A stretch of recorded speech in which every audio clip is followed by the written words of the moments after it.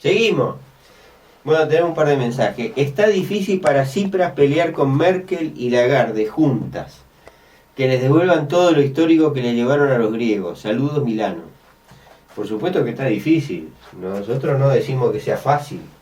Lo que pasa es que vamos a entendernos bien. Tsipras sabía a lo que se enfrentaba, o debía saberlo. No me va a decir que alguien podía pensar que estas nenas de pecho, que estas nenas eran de pecho, ¿verdad? O sea, se sabía los puntos que calzaban. No, acá no hay nada. Lo único que no se puede alegar acá es inocencia, ¿verdad? Bueno, buenas noches, compañeros. Pregunto, de alguna manera un economista capitalista debe tener una formación marxista. El antagonismo del socialismo es el capitalismo, ¿verdad? Versus fraude. Saludos, Raúl de Nuevo París. Sí, es verdad, Raúl, un saludo a Raúl. Un economista capitalista debe tener una formación marxista. Bueno, pero no, mirá, en general no tienen, se estudia muy poco o nada marxismo en la Facultad de Ciencias Económicas. Yo nunca estuve en ninguna, pero creo que le pasan por arriba rápidamente como parte de la historia de los centenares de economistas que anduvieron en la historia diciendo alguna cosa, y no la tienen porque no, al contrario, no se la quieren dar, obviamente, ¿no? Y bueno, Pablo venía diciendo algo sobre Grecia, ¿no? Claro, que estábamos hablando, digo, que todo este análisis exhaustivo que venís haciendo de cómo son los mecanismos del endeudamiento, también que evidencian un mecanismo de dominación de clase, de una clase sobre la otra, ¿no? De la burguesía sobre el proletariado. Y bueno, era eso que quería decir. Bueno, y sí, sin duda, sin duda. Entonces, estábamos en todo el proceso que empieza Syriza, que ya al principio, porque Syriza llega al gobierno con un mandato popular, un programa que no era un programa socialista ni radical, dice, porque era izquierda radical, no es una izquierda radical, ¿no? Era un programa, sí, de rechazo de la austeridad, ¿verdad? De las medidas esas de rebaja salarial, de fuerte rebaja de las jubilaciones y pensiones, Despidos, despidos sobre todo en el sector público, rebaja salarial públicas y de privado también, la regulación laboral, privatizaciones.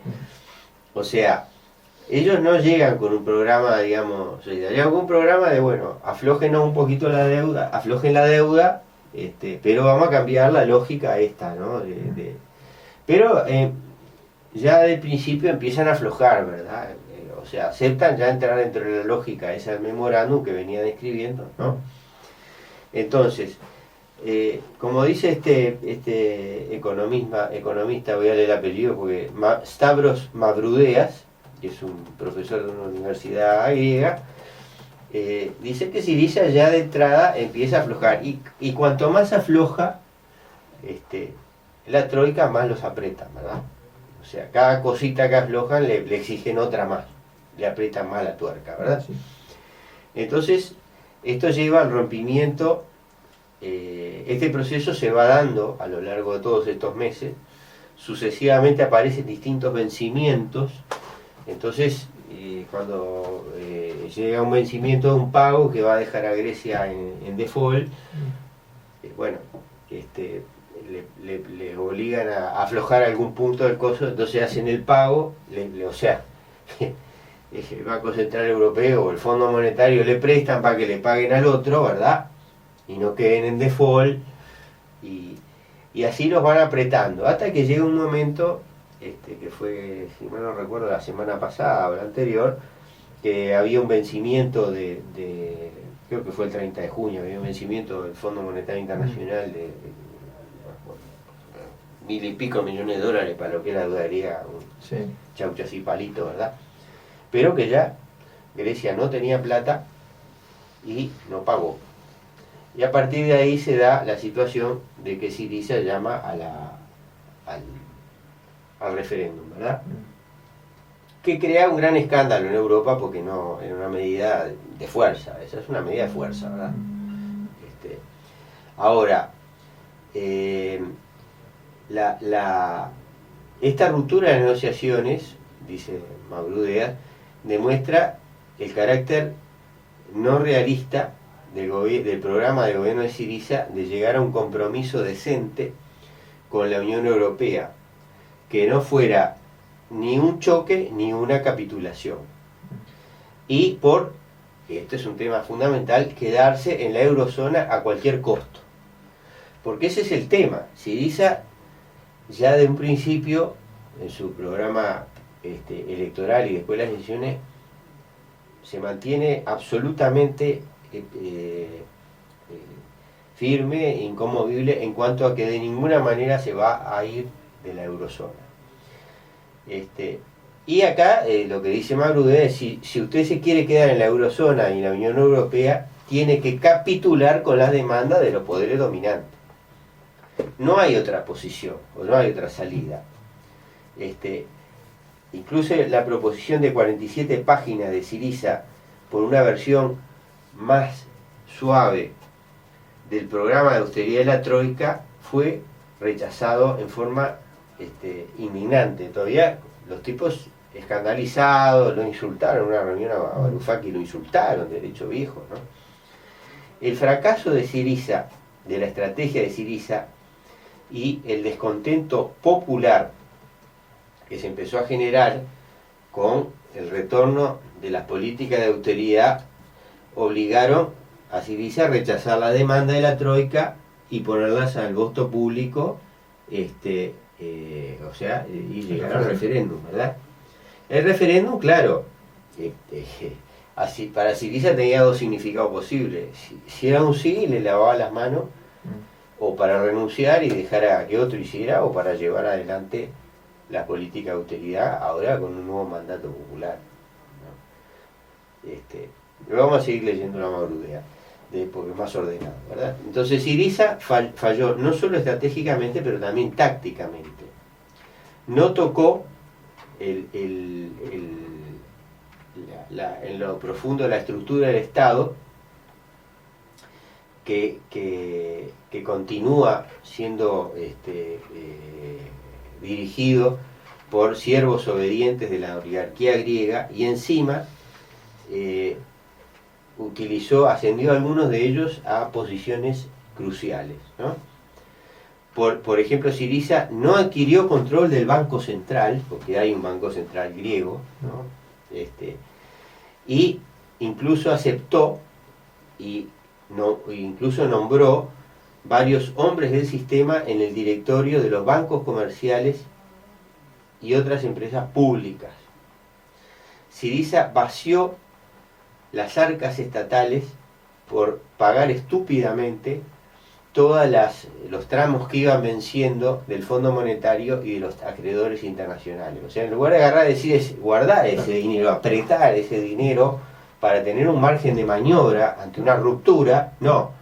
Pagaron todo lo que tenían, todo el dinero que había en la vuelta, barrieron con inclusive fueron a los gobiernos locales, el dinero que tenían todo, agarraron todo y lo pagaron, ¿no? Entonces quedaron ahora en esta situación que están, que no tienen el menor margen de maniobra porque no tienen cómo pagar los sueldos o las importaciones básicas. Entonces, después que fue llamado el referéndum, la Unión Europea, en estrecha colaboración con la burguesía griega, creó una condición de asfixia para el sector bancario y obligó a Syriza a imponer estas controles de capital extremadamente severos en el mismo día en que una gran masa de los mal pagos jubilados griegos, que a su vez hay que ver que los jubilados no solo se bancan ellos mismos, sino que como hay una tasa de desempleo tan enorme, muchísima gente está dependiendo de los jubilados para su vida. O sea, los viejos están bancando a sus hijos, a sus nietos, ¿no? Entonces, en esta medida, un referéndum que iba a ser, bueno, acá se equivoca el analista, ¿no? Un referéndum que iba a ser no fácil a las demandas de la Troika, se volvió un referéndum con una salida estrecha. Y acá se equivocó el hombre porque el referéndum sí fue él no triunfó por un amplio margen, ¿no? Pero encima de eso, la burguesía griega inmediatamente creó su propio Frente Unido, para él sí. Y bueno, en definitiva, lo que, digamos, estamos viendo acá es una política que todo indica, salvo, ya digo, que tengan alguna carta en la manga que no se conoce y hagan algo totalmente fuera, completamente diferente de lo que han venido haciendo hasta ahora. Salvo eso, yo no voy a negar totalmente que exista esa posibilidad, lo creo muy improbable, pero no podemos saberlo. Salvo esa situación, que todo esto sea un plan para justificar de pasarse a la moneda, volver a emitir la dracma y nacionalizar. O sea, tomar todas esas cosas que nosotros decimos que son imprescindibles, voy a decir, bueno, nos apretaron hasta un momento que no teníamos más remedio que hacerlo. En fin, planteémonos todas las posibilidades. Salvo eso, parece que esta gente se creyeron el verso de que podían mover a las autoridades del gran capital europeo a aflojarles el dogal, ¿no?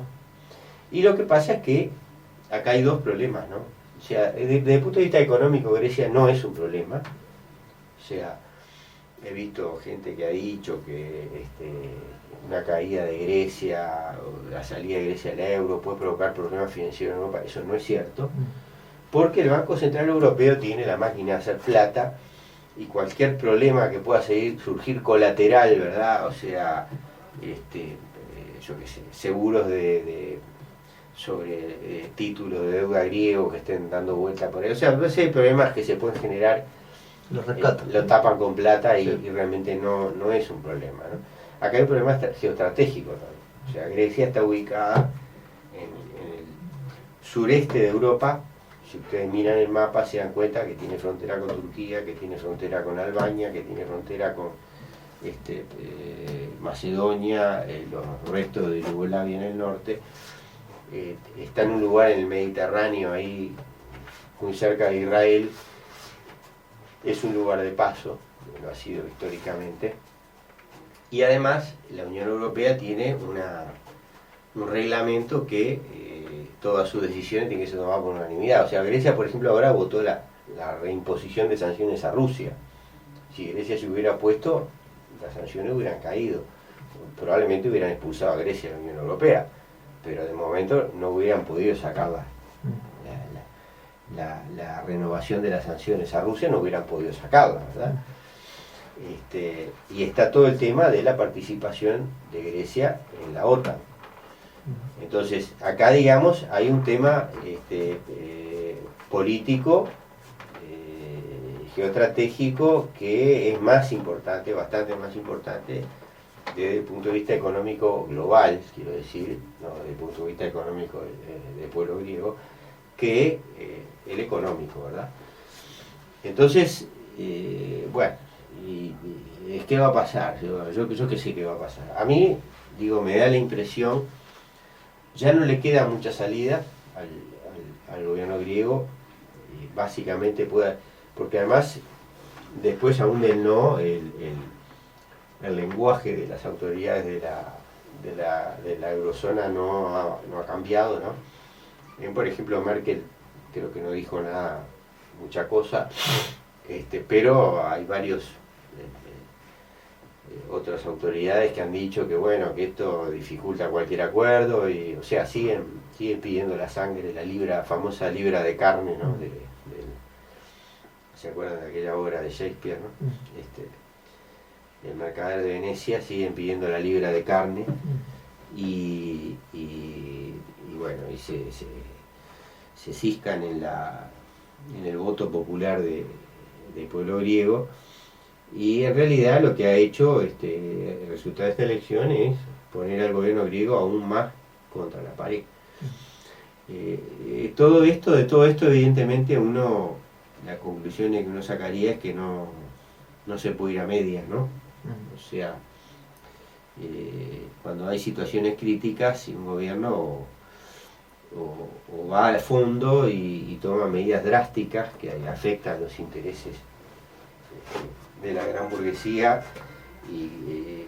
o se limita a hacer lo que le mandan y chau, ¿no? Este proceso de negociación agónico que durante todos estos meses ha llevado adelante el gobierno griego no da la impresión de que vaya a llevar a un buen fin, ¿no? Porque además no se preparó el camino alternativo, porque el camino alternativo no es fácil, o sea, no es fácil crear una nueva moneda para pagar los salarios, para empezar a hacer funcionar la economía no puede funcionar sin dinero, ¿verdad?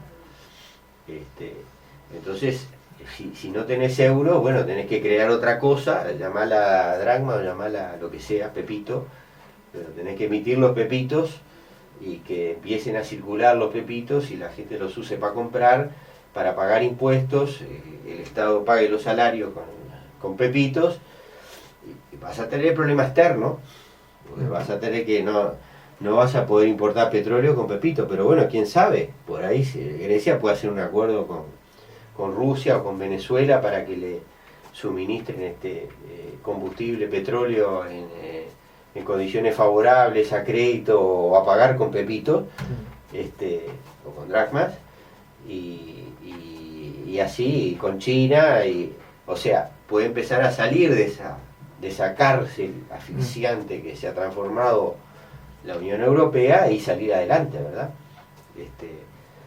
Distribuyendo la pobreza, o sea, obligando a los ricos a ponerse y a sufrir también las consecuencias, ¿no?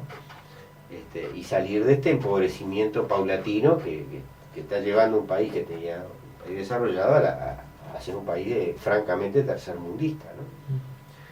La Troika no quiso hablar más y mandó a los que meten plomo. Resultado, el ministro de Economía renuncia. Un abrazo, gente. Juan Carlos. Sí, evidentemente sí.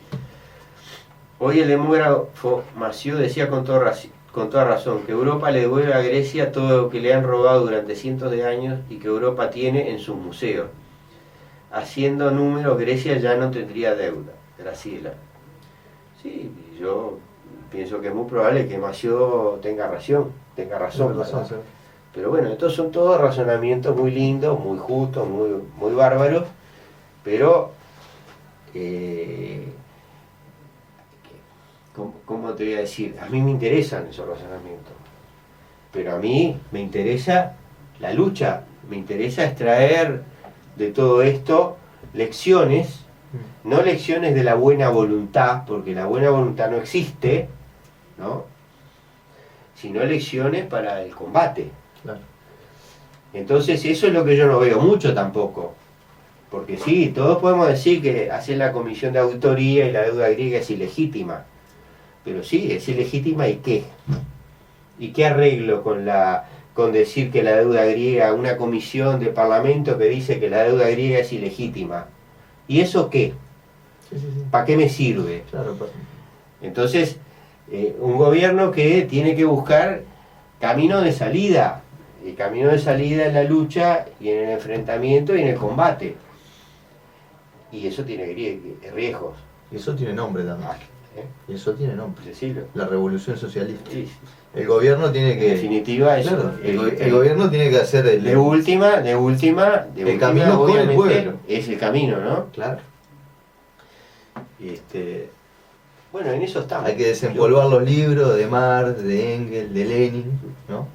Fijarse a Fidel, lo que hizo Fidel. Y hay que ver lo que hizo Fidel. Y aquí lo que hizo Fidel, ¿no? Entonces agarrar y plantarle cara, pero con el pueblo. Claro, y con el pueblo. Entonces, y el pueblo está demostrando que respondió, porque el pueblo está demostrando que respondió. Claro, que respondió. Porque fueron y le dijeron, los amenazaron, le dijeron que chantaje, de hambre, terrorismo financiero, que no iban a poder comprar los medicamentos, la comida, el combustible y todo, que no iban a cobrar las jubilaciones, y sin embargo el pueblo fue y votó. Votó no. A pesar de todo ese terrorismo interior y exterior, de todas las presiones, el pueblo respondió. Pero bueno, se necesita que haya una conducción que esté a la altura de ese pueblo, ¿no? Claro. Y eso es lo que, bueno, por ahora no lo vamos a ver. Ojalá aparezca, Es bravo que la troika se coma esa milanesa. Es filosófico. Si acepta se convierte en una bola de nieve en contra. Cualquiera se le da vuelta. Abrazo, el gaita. Bueno, sí, por supuesto que es bravo. No, o sea, no se la van a comer. Pero bueno, ¿qué van a hacer? ¿Van a invadir Grecia? ¿Van a fomentar un golpe de Estado militar en Grecia? Son todas posibilidades, yo no digo que no. Pero ese camino, lo otro es la entrega.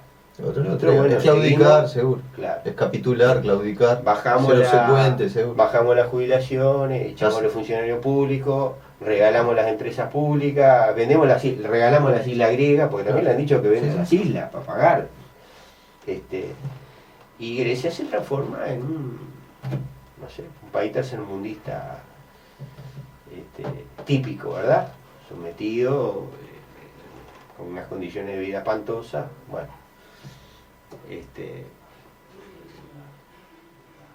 ¿qué está pasando en Uruguay? Me queda poco programa, pero algo vamos a decir,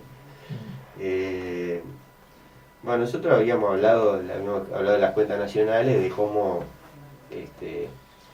las cuentas del primer cuatrimestre no parecían tan malas, ¿verdad? El Producto Bruto Interno había tenido un crecimiento importante, mostraba 3 y pico por ciento, ¿no? Si no me acuerdo, en relación al 4%. 4% en relación al primer trimestre del año pasado. Sí, y el año móvil... Situacionalizado un poco menos, bastante menos. Sí, pero como un 30, más de 3%, ¿no? Sí. Y bueno, como eso habíamos llamado disonancia cognitiva, como eso chocaba con una serie de percepciones que uno veía, ¿no? De cómo estaba transitando la economía. Nosotros estos días se ven, empiezan a haber más hechos que tienen a indicar una profundización de una situación que yo me atrevo a decir que ya la economía debe estar seguramente entrando en una recesión. Habíamos hecho un pronóstico para el año de un crecimiento del orden del 1,7, 1 y pico por ciento, que equivalía al arrastre estadístico. Habíamos explicado lo que era el arrastre estadístico, ¿verdad? Y yo hoy, la verdad, que con lo que estoy viendo, medidas que está tomando el gobierno, medidas antipopulares, medidas duras, medidas que generan internas, ¿no? El caso más emblemático es esta parate de la construcción delante de la arena, ¿verdad? ¿No? Porque ni sirva para nada, porque yo creo que no sirve para nada, y tampoco sea una cifra tan enorme, ni de empleos, ni de dinero, ¿no? Aunque más que 120 empleos en este país es importante, pero sí, evidentemente, la rispidez que eso ha generado dentro del mismo partido de gobierno indica que hay ya un cierto nivel de desesperación, ¿no? O sea, evidentemente el gobierno sabe cosas que nosotros no sabemos, porque ellos tienen un acceso a los números, no tienen que esperar a que se acabe el trimestre para saber los números del segundo, ¿verdad? Que se acabe el tercero para saber los números del segundo. Entonces, con esa información, evidentemente, están tomando medidas, ¿no? Y se están tomando medidas que son recesivas, ¿verdad? O sea, echar 120 trabajadores... 150. Sí, bueno, dice que 30 son permanentes. Bueno, no sé, 120, 150 trabajadores de coso. Es una medida recesiva, es recesiva, pero no decisiva. Pero todas esas medidas tienen un efecto sobre el sector privado, ¿verdad? O sea, porque los empresarios privados vemos, mirá, si todos están echando gente y están parando obras, es hora de que yo también tenga en cuenta lo que voy a hacer, ¿no? Claro. Entonces todo esto, digamos, es una... si el crecimiento económico se transforma en un círculo virtuoso, ¿verdad? Más crecimiento genera más crecimiento. Acá tenemos un círculo vicioso, ¿verdad? Que se agrava el déficit público, se agrava la deuda pública y todas estas medidas tienden también a reducir la recaudación de impuestos y el empleo. Yo realmente, si en este momento corregiría ese pronóstico y diría que este año ya directamente no va a haber nada de crecimiento, ni arrastre estadístico, ni nada, y probablemente vamos ya a entrar en una recesión franca, ¿no? Porque esta caída en inversión pública que arrastra y se condice con una caída muy importante de la inversión privada, ya esos dos números solos evidentemente anulan cualquier posibilidad de crecimiento económico. Yo hoy me atrevo a afirmar que no, que este año no, el crecimiento va a ser cero o menos que cero, ¿no? Ya claramente negativo. Y con esto creo que terminamos. ¿No? ¿Minuto? Bueno, y está. Yo creo que ya cumplimos el objetivo del programa. Buenas noches. Buenas noches a la audiencia y hasta el próximo lunes. Hasta el próximo lunes.